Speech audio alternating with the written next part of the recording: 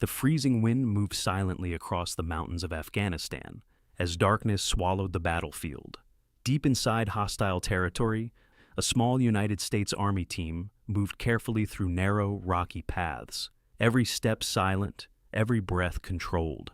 Leading them was Sergeant Marcus Kane, a fearless, battle-hardened soldier known for keeping his men calm, even in the worst situations. For years, Marcus had survived deadly missions, enemy ambushes, and devastating explosions.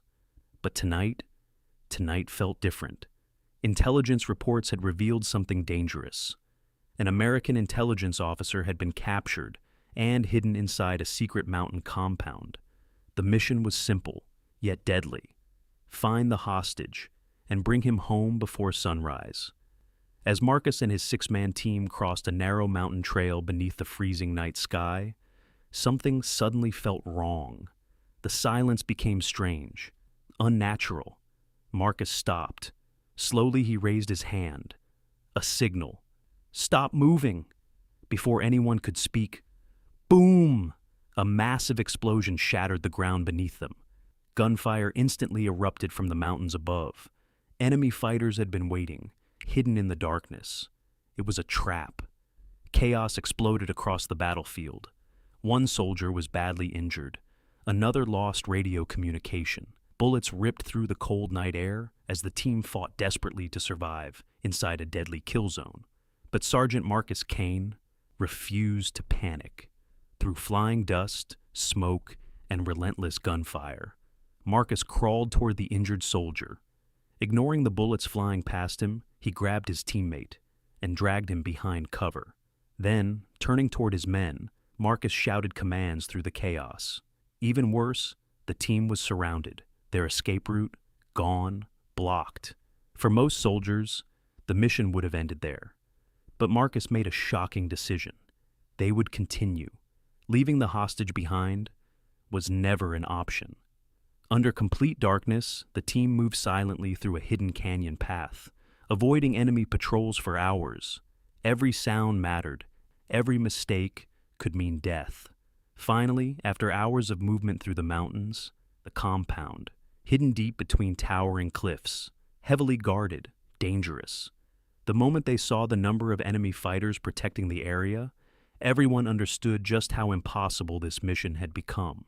Marcus looked at his team, calm, focused. Then he spoke. "Tonight, we bring our man home." Without hesitation, the soldiers attacked. Explosions tore through the compound entrance. Gunfire echoed across the valley as Marcus led the charge. The team pushed forward against heavily armed enemies. Then, they found him, the kidnapped intelligence officer, alive, but badly injured, locked inside a heavily secured building. For one brief moment, it felt like victory. But then, everything changed. Enemy reinforcements flooded the compound from every direction. Worse still, their rescue helicopter had been delayed by terrible weather. Backup, still far away. Ammunition was running low. The enemy was closing in, fast. Marcus understood something painful. Someone had to stay behind. Someone had to buy time. He looked at his men, then gave the order, move to the extraction point. He would stay. Alone. His soldiers refused. But Marcus gave one final command, a command they could not ignore. For the next several minutes, Sergeant Marcus Kane fought alone. Wave after wave after wave of enemy attacks crashed toward him. Explosions shook the compound. Bullets ripped through broken walls around him. His arm was bleeding heavily.